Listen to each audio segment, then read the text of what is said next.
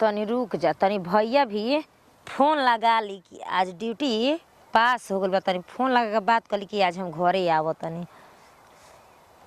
Hello hello. हाँ भैया, क्या? हम बोलते हैं लक्ष्मी। अरे लक्ष्मी, कहाँ भाई तो ट्रेनिंग पास हो गल बा? हाँ भैया, सब पास हो गल बा। सोचत रहनी कि तनी आज घरे आ जाई। अरे काहे नहीं बहन? ठीक बा, हम आवत तनी भैया। ठीक ना? ठीक बाटे। और कुल समाचार ठीक बा? सब बढ़िया बा, अपन बताओ भैया। सब ठीक है बहन। तो बंदूक तोरा के मिलल हुई रे? हम सब भैया मिलल बा, देख के बहुत खुश हो जीवा। तार पढ़ावल मिलल बा ना? बहुत बहुत वो सही आते बानी घरे तारा भी। सरकार से क दिन के छुट्टी लेल बड़ी? अरे ज्यादा दिन के तो छुट्टी नहीं के भैया, बस 2 दिन के बा। अच्छा ठीक बा चला। ठीक बा भैया, आवते ही रख। चलो भैया ले बोल देनी आ तनी भाभी भी के तनी देखी खुश हो तड़ी की नहीं होत, देख ही के बा। बाप रे, यही जो कहानी हम कि जाए तनी घर में तेल नहीं खे, तेल ले ले अब सब्जी हम कैसे बनाई। हाँ तो कहतनी कि पैसा नहीं खे तो जितना पैसा बाटे कुल बहिन में लग जाता तो पैसा रही तेल सब्जी लिया खातिर। हे भगवान, सबके मरद दीह लेकिन हमरा मरद लेखा मत दीह कि जब देखा तब न देख बेटा खानी पता न का अपना बहिन के पढ़ा लिखा के मिनिस्टर बनाई ही का बनाई। अरे केतना पढ़ लिख ली हन तो चूल्हे चौकी करी हाँ आयल समझ में। ई नहीं है कि हाँ हमरो लोग लइका हो यहाँ शादी ब्याह भइल एगो से दूगो से 3 गो 4 गो हो खब तो अपनों खातिर कुछ बचा के राखी तो जमन पैसा कमाता ना कुल अपना बहिन में लगावता ना तो लगावस घरों बेच देस बिलवा देस दे शादी ब्याह करी तो घर बेच के शादी ब्याह कर दी। हाँ हमनी का भले रोड पे आ जाए भीख मांग के खाई जाए तनको समझदारी नहीं खा। वैसे ना बहिने मिल गई बिया आ कि भैया हमके पढ़ावा लिखावा ओहो के तो कहे के चाहे कि हाँ भैया भौजाई बिया लइका फैका कर धर उन्हनों के नहीं तो जितना कुल लूट के रख ल भगवान करिया ना तो नौकरी ना लागी कौनो तू नौकरी कर चाहे सर्विस कर हमार सारा पल ना भगवानों पे पड़ जाला तो तू तो आदमी है तोहरे पे तो पढ़िए जाई कर जा जवन मन करता तवन। सुन तरु का घट गइल हमरा ले? अरे खुशखबरी बा। कौन खुशखबरी हो गइल भोरे भोरे जी? ना कि तोरा के अपना बहन के हम कितना पढ़ा लिखा के कुछ बनाईब।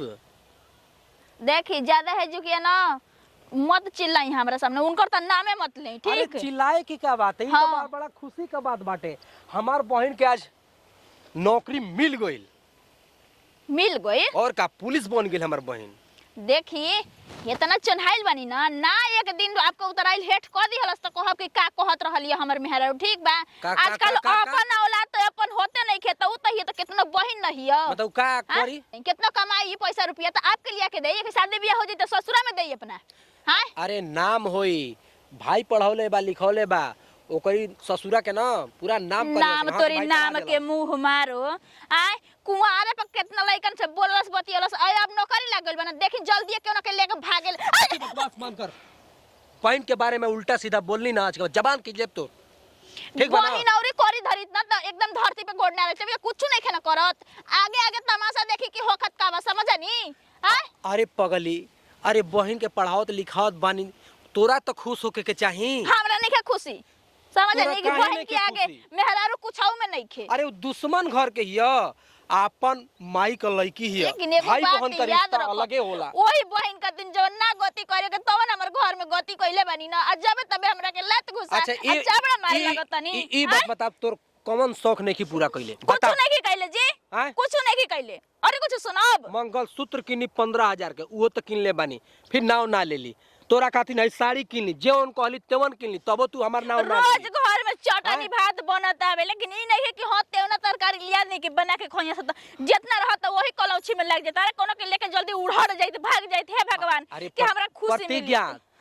काहे ऐसे जरत रू करा से उ तोरा के दुख देख देत नहीं खे ना कुछ बोलत नहीं खे ना जाके ओकरा के लेके रही हम जाते नैहर। हाँ भैया। अरे रुका से बाद। अरे बहन।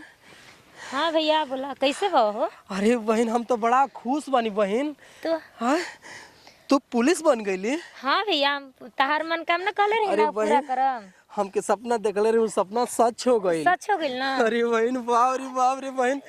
चलो भैया खुश बड़ा ना। बंदूक सरकार तो रख देले भैया। हाँ सरकार देले बा भैया। ना भैया जान तड़ो सब गोली गिन के मिलेला। आज दादा सब जाए तो तब ना छोड़।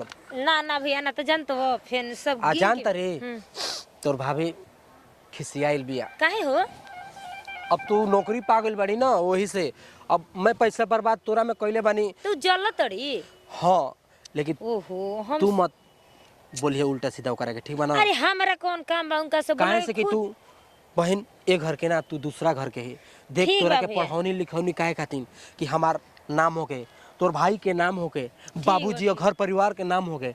ठीक बा भैया। हाँ हाँ हमरा बोले के का बा हो, खुद हम आज भवानी आ काल आ फेन काल हम शाम के चलिए जाता नहीं। चल बहन तोरा के बड़ा जोर से भूख लागल और हमरो के लागल बा। चल चलो, चलो। मिल के खाइल जी खाना। चल चलो। ए वतन सुन तरु, का हो अब का घट गई? अरे आवा कुछ दिखावे के बा है, नहीं आवा भैया भाभी पहलते भैया भाभी बाहर निकला। प्रणाम नहीं कर का हो काहे निकल देख ना के जला बनी। तारू? तन समझावा बहन कर काहे देख के तहरा के जला। देखी तहर नाम है ज्यादा ना अनाप शनाप मत बोली हमरा के, ठीक बटे जौन बात हो गइल बा। आपके बहिन आ गइली ना, देख लेई भर पेट संतोष हो गइल ना आपके, हैं? सुना उनिया कहाँ जाता रू?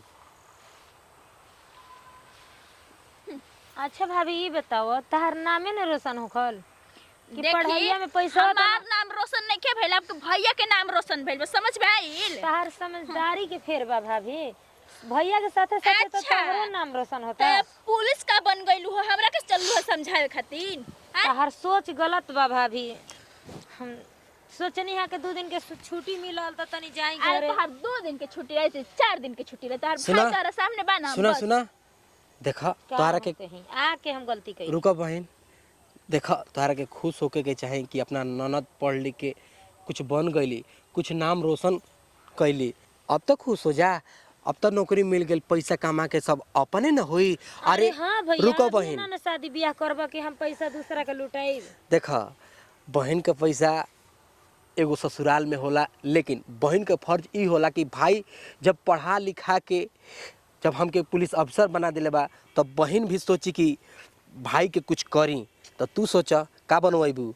2 तलिए झुमका साड़ी। अब तू बात कला नाना से। बोला भाभी क्या चाहत हो? देखिए हमरा के कुछ ना चाहे, मरई काटी के घर बटे एकरे के बनवा दें कि बढ़िया हो जा। बस यही पर खुश बाड़ू भाभी हमार। तिरिये भाभी ई घरवा की तरह का टेंशन बा, हम अब कमाई लगनी ना, पूरा पगार उठाई आ पहले घरे कम दुआर से कम उठाई। आपो के लगे दिमाग होखे के चाहिए, सोचब समझब। ठीक, अगर हम गलत कहत होखब तो जब पढ़ा लिखा दिहनी जे के उल्टा सीधा यहाँ के नहीं के बोले कि बहन के पढ़ावत लिखावत बड़ा, लेकिन कुल सही के आज हे मुकाम पे आपके पहुंचा देले बनी। तो आपो तो भाई के बारे में सोची। बहुत कुछ सोचतनी, अभी तो आज नौकरिये मिलल तहरा के 2 दिन के छुट्टिए में नहीं, तब हाँ, सोचते तो न ऐसा बानी। करम ना कि भाई भौजाई के इज्जत ना जाओ, ठीक बटे। ओहो भाभी सपनों में तुम मत सोची है ना कैसन मुड़ी झुका सके।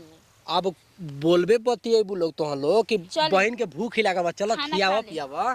चल चली आई। अब खुश बाड़ू ना। तब भैया वीडियो आप लोग के कैसन लागल है? अगर अच्छा लागल है तो कमेंट में लिखब कि गुड बटे, और खराब भी लागल है ओके भी लिखब कि खराब बटे। ठीक बा, ई वीडियो हमन का एंटरटेनमेंट खातिर आ काहे रउआ ई ना बता सकीला कि भाई पढ़ाओ तो बहन के ई हो सकेला ना, लेकिन ई देख के जरूरत रही है। काहे बोला ऐसे ना करे के चाही, काहे कि ननद होके चाहे बेटा बेटी, अब ननद भी बाड़ी तो एगो बेटी है कि समान बाड़ी हमरा, ठीक बटे। तो हम जवन कहनी है गलत कहनी है, आप सब ऐसा मत करब जा। ठीक, अगर वीडियो अच्छा लगी तो लाइक करब, सब्सक्राइब करब और कमेंट में बताइब आप सबके वीडियो कैसन लागल है। यही से लेते नहीं विदाई, अगला वीडियो में फिर से मिले।